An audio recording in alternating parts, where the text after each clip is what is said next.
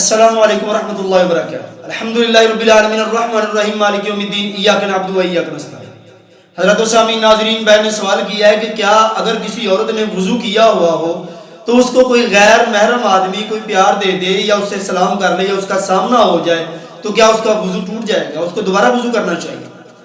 حضرت سامعین ناظرین، ہم سب سے پہلے تو یہ دیکھیں کہ ہم نے اپنی زندگی میں جو بھی کام کرنے ہیں ان کاموں کو پیارے پیغمبر کے احکامات کے مطابق کریں گے،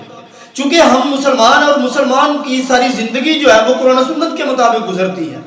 ہمارے جو کام جو اعمال جس کو ہم ثواب کے لیے کرتے ہیں ان کاموں کا تعلق جو ہے صحیح اور غلط ہونے کا تعلق اللہ کے نبی صلی اللہ علیہ وسلم کے احکامات کے مطابق ہے۔ دیکھیں، اگر ہم نے وضو کیا اور وضو کا مقصد کیا ہے، اللہ کی عبادت کے لیے ہم وضو کرتے ہیں، یا پھر ویسے ہی انسان اور بالخصوص مسلمان جو ہے وہ باوضو ہو کر رہنا زیادہ پسند کرتا ہے اور باوضو ہو کر رہنا اس کے لیے باعث اجر اور ثواب ہے، اور اسی طرح سے مسلمانوں کے اندر میل جول اور ایک دوسرے کے ساتھ سلام اور گفتگو اور تعلق جو ہے، اسلام ہمیں اس چیز کی رہنمائی دیتا ہے، اسلام ہماری اس بارے میں ہماری رہنمائی کرتا ہے۔ اگر ہم دیکھیں کہ اللہ کے نبی صلی اللہ علیہ وآلہ وسلم نے جو ہمارے وضو کو توڑنے کے حوالے سے، جس کو ہم نواقص وضو کہتے ہیں، اگر ہم ان کو دیکھتے ہیں تو نواقص وضو کے اندر کون کون سی چیزیں شامل ہیں؟ اول تو آقا علیہ السلام نے اپنی حدیث کے اندر واضح طور پر فرما دیا، ما یخرج من السبیلین، دو راستے، ان دونوں راستوں میں سے جو چیز نکلے گی اس کے نکلنے کی وجہ سے انسان کا وضو جو ہے وہ ٹوٹ جاتا ہے۔ مثال کے طور پر انسان کی شرمگاہ ہے، انسان کے آگے والے حصے کی اور پیچھے والے حصے کی شرمگاہ ہے۔ اگر آگے والے حصے یا پیچھے والے حصے میں سے اگر کوئی چیز نکل آتی ہے ہوا کی صورت میں، پیشاب کی صورت میں، پخانے کی صورت میں، تو انسان کا وضو ٹوٹ جاتا ہے۔ اسی طرح سے دوسری حدیث کے اندر اللہ کے نبی صلی اللہ علیہ وسلم نے بیان فرمایا کہ اگر انسان کا ہاتھ شرمگاہ کو لگ جائے، اپنی شرمگاہ کو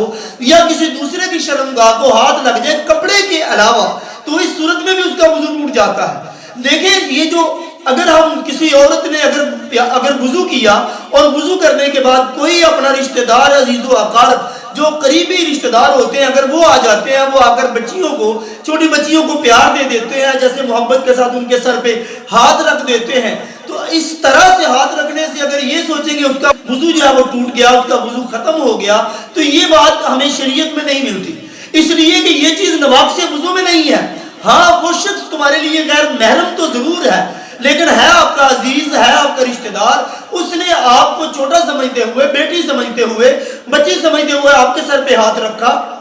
شفقت کا ہاتھ رکھا، آپ کو پیار دیا، آپ کے ساتھ سلام کی، لیکن اس کے سلام کرنے کے ساتھ اگر آپ باوضو تھی تو یہ بے وضو نہیں ہوئی، آپ کا وضو نہیں ٹوٹتا، اس لیے کہ وہ چیز وضو توڑ سکتی ہے جو نواقص وضو کے اندر شامل ہے، جس چیز کی ہدایت ہمیں قرآن و سنت کے اندر ملتی ہے۔ تو لہٰذا اگر کوئی بڑا بھائی یا بڑا کوئی رشتہ دار عزیز و اقارب یا کوئی دوسرا زیادہ قریبی ریلیٹیو جو ہے، اگر وہ آ کر کسی کو پیار دے دیتے ہیں اور اس کے پیار دینے کی بنا پر یا اس کا سامنا ہو جاتا ہے، اس کے سامنا ہو جانے کی وجہ سے اگر یہ سمجھے کہ اس کا وضو ٹوٹ جائے گا تو یہ نواقص وضو میں سے نہیں ہے، اس کا وضو نہیں ٹوٹے گا، اس لیے کہ وضو اسی صورت میں ٹوٹے گا کہ جو نواقص وضو پیارے پیغمبر نبی رحمت صلی اللہ علیہ وسلم نے قرآن و سنت کے اندر بیان کیے ہیں اور یہ قرآن و سنت کے اندر بیان نہیں کیا، اس لیے اس طرح سے پیار دینے سے کسی کو اس کا وضو نہیں ٹوٹتا۔ اللہ تعالیٰ سے دعا اللہ تعالیٰ ہم سب کو صحیح معنوں میں قرآن و سنت کو پڑھنے کی، اس پر عمل کرنے کی توفیق عنایت فرمائے۔